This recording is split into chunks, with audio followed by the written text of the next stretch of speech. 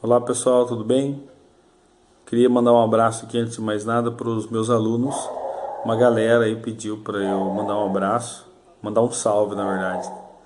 Então eu estou aproveitando e mandando geral para todo mundo. Um abraço para vocês da escola Wilson Pires César e da escola Alexandrina, da escola Yolanda Bueno e da escola Dr. Demétrio Ivaí Badaró. Assim ninguém fica sem abraço, ninguém fica sem se lembrar. O pessoal pede para que eu fale, né? Mas são muitos nomes. Então não vou falar o nome de ninguém agora, porque senão depois outros ficam com ciúme, certo?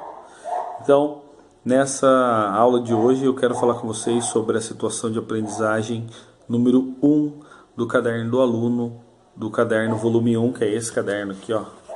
Você deve ter ele aí.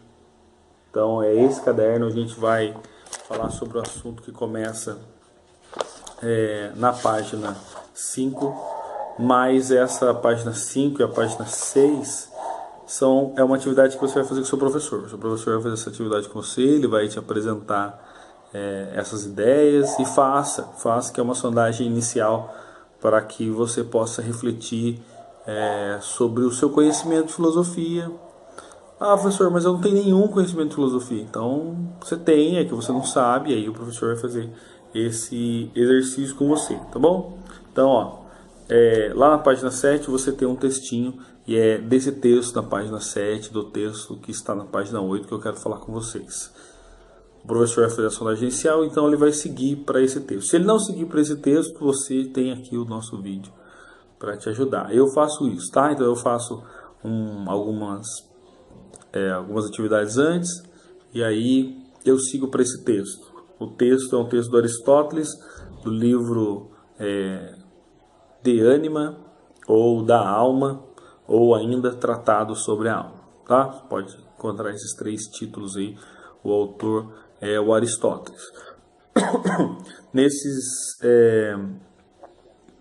Nesse texto ele vai falar assim, ó: ao considerarmos que o conhecimento de qualquer tipo é algo a ser honrado e valorizado, um tipo que talvez seja, em razão de sua maior exatidão e por dizer respeito a objetos mais belos e elevados, dignos de maior valor do que qualquer outro, em ambos os casos deveríamos naturalmente colocar o estudo da alma em primeiro lugar. Olha só o que Aristóteles está dizendo. O conhecimento da alma certamente contribui muitíssimo para o avanço da verdade em geral e, acima de tudo, para a nossa compreensão da natureza. A natureza que está escrito com letra maiúscula, porque ele está se tratando de um conceito que vai além daquilo que a gente imagina. Já que a alma é, em certo sentido, o princípio da vida animal. Nosso objetivo é captar e compreender primeiro sua natureza essencial e segundo sua propriedade.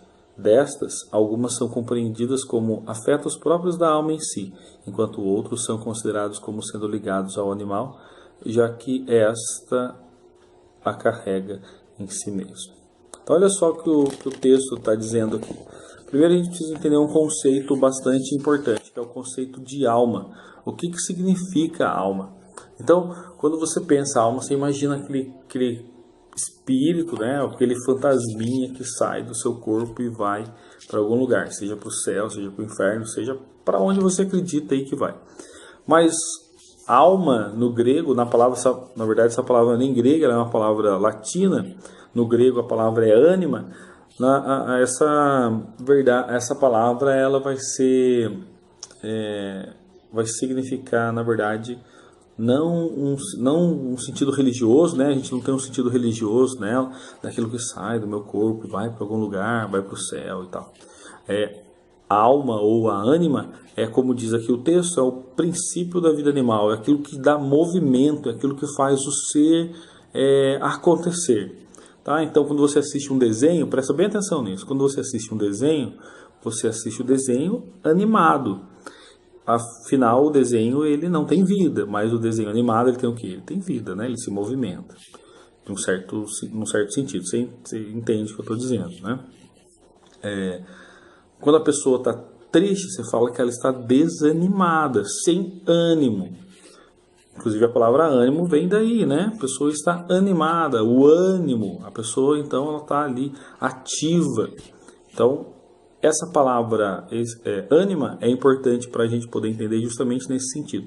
E para o grego ela vai entrar então no processo daquilo que a gente acredita que é o lugar onde nós guardamos as nossas ideias. Então a ânima ou a alma é o lugar onde eu guardo as minhas ideias, é o lugar onde tudo acontece, né? A minha razão, então vai ter alguns sinônimos.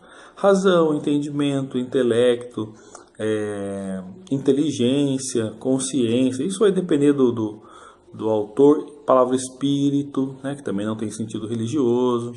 Então, isso vai depender do autor, como que ele vai empregar a palavra. Ela, dentro de um contexto, você precisa entender o que ela está querendo dizer, certo? Então, não se preocupe com o sentido religioso. A alma não tem aqui sentido religioso. Não pensa naquele fantasminha ou naquilo que vai sair do seu corpo quando você morrer. Se você acredita que existe céu e inferno, aquilo que vai sair do seu corpo vai para o céu, vai para o inferno, ou vai para o nada, vai se perder no cosmos, certo? Não é objeto de crença aqui, alma, tá? Então, entendido isso, o que o texto está querendo dizer então? Aristóteles está dizendo que existe um conhecimento mais belo e mais elevado. Todo conhecimento é belo, diz Aristóteles. Então, todo conhecimento é belo, todo conhecimento é importante, todo conhecimento eu preciso honrar e valorizar ele. Mas tem um que precisa ser mais honrado, mais valorizado ainda. Qual é esse conhecimento que precisa ser mais honrado, mais valorizado ainda? Ele vai dizer que é o conhecimento da alma. Esse conhecimento da alma, ele me leva ao conhecimento da verdade. Então ele fala da verdade geral, da verdade das coisas. E ainda me leva ao conhecimento da natureza. Natureza, eu disse que estava em letra maiúscula, né? Escrito no texto em letra maiúscula, porque a natureza que ele está falando da physis, da natureza enquanto não só árvore, planta, animais de modo geral, a atmosfera, né, o meio ambiente que a gente costuma chamar hoje. Então não só esse meio ambiente que Aristóteles está falando, o Aristóteles também está falando da natureza no sentido do ser, né, da essência, daquilo que é próprio de todos os seres, certo? Então é isso que ele está falando aqui. Ele vai dizendo lá que o conhecimento da alma ela vai fazer com que eu compreenda primeiro a sua natureza essencial e segundo as propriedades dessa alma. Então, conforme eu for buscando o conhecimento dessa alma, eu primeiro conheço a sua natureza essencial e depois as suas propriedades. E ele ainda vai dizer que existem propriedades que são inerentes à própria alma e outras que estão ligadas a ela, já que pertencem ao animal, tá? Então, aquilo que é próprio da alma é dela mesmo, e aquilo que está ligado ao animal, por conta da sua condição, ela acaba então também participando dessa propriedade, certo? Então, se você não entendeu, volta. Se você não entendeu ainda, mesmo com a explicação do texto, releia o texto. Se ainda não entendeu, manda mensagem aí, me procura, tá? De algum modo, você tem várias opções aí, você pode me procurar, falar comigo aqui no YouTube, você pode falar comigo no Facebook, você pode falar comigo por e-mail. Então, você tem aí as várias opções se você quiser falar comigo e me perguntar alguma coisa, tá bom? Além dos meus alunos poderem me procurar na escola e falarem comigo na escola, né?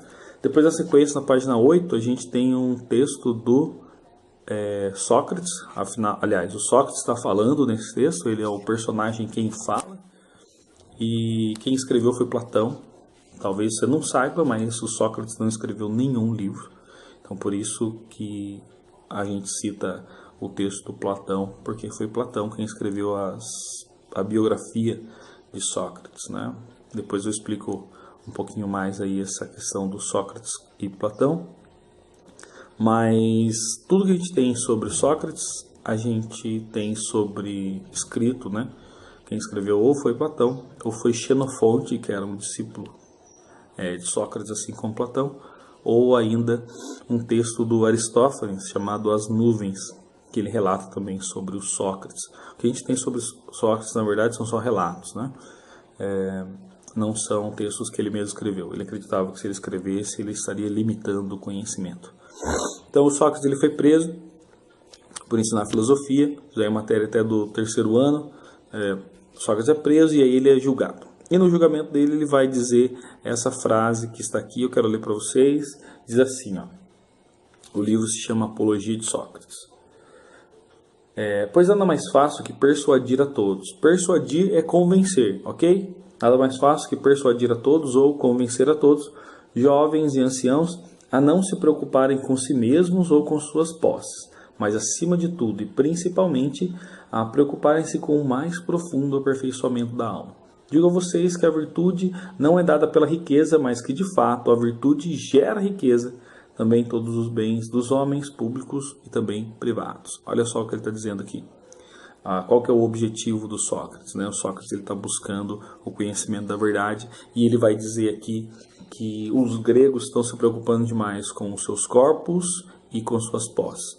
Se o Sócrates se vivesse hoje, eu acho que ele ia ver que ele não está tão deslocado assim, né? As pessoas ainda continuam se preocupando extremamente com seus corpos e muito mais especialmente com suas posses, com seus bens.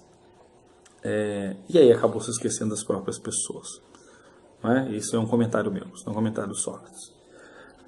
Então, ele vai dizer aqui, ó, que o que ele faz, eu estou preso, mas o que eu faço, na verdade, é tentar convencer as pessoas a não se preocuparem com posse nem com seu corpo, mas a se preocuparem com o profundo aperfeiçoamento da sua alma, a se preocuparem com o profundo aperfeiçoamento da sua inteligência, da sua razão, do seu intelecto. É isso que eu quero que as pessoas elas busquem o conhecimento, quero que as pessoas busquem a verdade.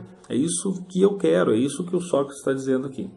E ele vai dizer ainda assim que a virtude, ela não vem da riqueza. Então não adianta você ser rico, você não vai ser um cara virtuoso. O que é virtude? Virtude ela é um tipo de qualidade que faz parte do comportamento humano e que vai ser uma coisa bastante buscada pelos gregos, que são coisas que acabam definindo o nosso caráter, né? Então, por exemplo, a magnificência, que Aristóteles inclusive vai nominar, né? Aristóteles faz uma lista com 12 virtudes, e ele coloca lá coragem, magnificência, liberalidade e várias outras que agora, sinceramente, eu não lembro delas. Mas elas estão no Caderno do Aluno, volume 2, inclusive, tá? Essas virtudes éticas aí. É assunto nosso do 2º ano. Então, essas virtudes, essas qualidades, esse caráter do homem, ele não vem da riqueza. O homem não se torna com um bom caráter porque ele é rico. Então ele pode ser rico e não ter caráter nenhum. Você conhece vários exemplos desses aí. Talvez você conviva com alguns. Talvez você os veja pela televisão. Ou leia nos jornais. Certo? Então isso daí é um fato. Não é um fato que era exclusivo da época do Sócrates. Olha só que coisa, né? E também ele vai dizer lá que traz aos homens bens públicos e privados. Não necessariamente são bens materiais, tá? Podem ser outros tipos de bens aí, por exemplo, uma amizade, alguém que gosta de você, pessoas que te admiram. Então são bens, né? Não deixa de ser um bem, não são posses, mas são bens. É um ganho que você tem, certo? Então eu espero que você tenha entendido esse texto. Na sequência desse texto, a gente tem um conjunto de exercícios e faça com o seu professor, leia os exercícios, faça-o. E aí você vai ver que legal que é esse exercício. Tem um na página 9 e 10 que eu gosto muito, que é um exercício onde ele compara o reflexo no espelho, a reflexão que acontece no espelho, com a reflexão intelectual. Isso eu gosto muito. Pede para o seu professor explicar para você, não simplesmente corrigir. Eu faço isso, né? Eu leio com vocês, meus alunos, e depois que vocês fazem, eu corrijo, a gente pensa. Então ele vai dizer lá para você fazer uma comparação nas coisas que se assemelham do pensamento, do intelecto e do reflexo do espelho. Semelhanças que existem aí, ou não, né? Semelhanças ou não, desse intelecto aí com a reflexão do espelho. Bem legal, eu gosto muito desse exercício. Inclusive outros que existem na sequência nesse mesmo modelo eu gosto bastante. E aí na sequência então a gente vai estudar um texto do John Locke, é um filósofo contemporâneo, mas esse fica para a próxima aula. Eu quero... Contemporâneo não, falei bobagem aqui, um filósofo moderno, um período moderno da filosofia. Então eu espero que você tenha gostado, te espero na próxima videoaula. Dá um like aí para ajudar a nossa divulgação, né? O YouTube ele divulga quanto mais like tiver. Se você não gostou, sinto muito. Mas então manda uma sugestão aí, né? Se você não gostou, manda uma sugestão educadamente, decentemente. Olha, professor, faz assim, faz assado, faz daquele jeito. Eu não entendi. Você fala desse jeito muito difícil, tenta simplificar um pouco mais, eu não sei, né, se eu estou sendo de repente aqui muito prolixo e você está se perdendo aí no que eu estou dizendo, tá bom? Então, como a gente tem essa facilidade pela internet, faz isso, tá legal? Então eu espero que você tenha gostado, quero relembrar que você, professor do ensino médio, professor de filosofia do ensino médio, você pode, se quiser usar esse vídeo na sua aula, se você achar interessante, se você achar que vale a pena, use. Você que de repente vai substituir, né, um professor de filosofia, não tem a menor ideia do que fazer. E você viu que os alunos estão exatamente nesse assunto. Pega o texto, pega o vídeo, assiste ele, né? Se tiver dúvida, fala comigo. E aí você parte para a aula e arrebenta lá.